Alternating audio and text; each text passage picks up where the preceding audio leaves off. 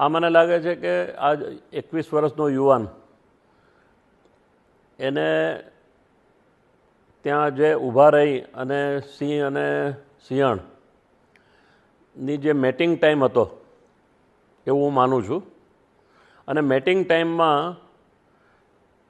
કોઈએ આ છોકરાએ નહીં તો બીજા કોઈએ એને કોઈ અટકચાળો કર્યો હશે, અથવા તો કોઈ એ લોકોની મેટિંગ ટાઈમમાં કોઈ સ્ટોન કર્યા હોય કે ગમે તેવું બન્યું હોય.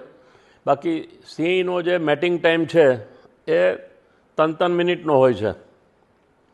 અને આ જે મેટિંગનું જે સિંહણ હોય છે અને સિંહ હોય છે એનું આમ 5 દિવસ સુધી લગાતાર આ ચાલતું હોય છે. આ કેટલામો દિવસ હતો એ આપણને ખબર નથી, પરંતુ ત્યાં ઊભા રહી અને એને મસ્તી કરવી કે એને ડિસ્ટર્બ કરવાથી આ જે બનાવ બન્યો છે એ બહુ જ દુર્ભાગ્ય છે. અને આખું સિંહનું નામ ખરાબ થઈ ગયું છે. અને એક બાજુ તરત જ આપણે કહીએ છીએ કે સિંહ જંગલમાં આવી ગયો છે, બહાર આવી ગયો છે અને લોકો એને પજવે છે. એ બધી પરિસ્થિતિમાંથી આપણે જંગલ ખાતાને દોષ આપીએ છીએ કે એ સિંહ એ લોકો શું કરે છે. તો જંગલ ખાતું કોઈ દરેક જગ્યાએ પહોંચી જ ના શકે. આ કોઈ નેશનલ પાર્ક તો હતું નહીં. આ જે હતું એ રેવન્યુ લેન્ડ હતી અને ત્યાં એની મોમેન્ટ છે જ. અને જે થઈ ગયું છે એ બહુ ઘટનાને આપણે નુકસાન થયું છે. અને આ જે પરિવારનો યંગ છોકરો ગયો છે એના માટે આપણે સહાનુભૂતિ જ કરી શકીએ. બીજું આપણા હાથમાં કંઈ છે નહીં. ભગવાનને એમને કહીએ કે એમના આત્માને શાંતિ આપે.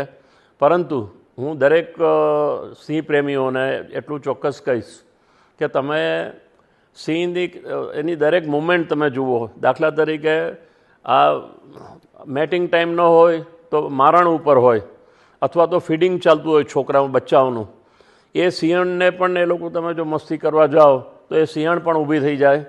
એને તરત જ ભય લાગે છે કે મારા બચ્ચાને ડિસ્ટર્બ કરવા આવ્યા છે, બચ્ચાને હેરાન કરવા આવ્યા છે કે લેવા આવ્યા છે. તો આ બંને પ્રસંગ આપણે બહુ સાચવી રાખવા પડે છે.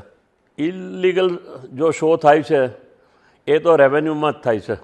જંગલમાં કે નેશનલ પાર્કમાં તો નથી થતું, કારણ કે ફોરેસ્ટ ડિપાર્ટમેન્ટ બહુ એ રીતે મજબૂતીથી કામ કરે છે.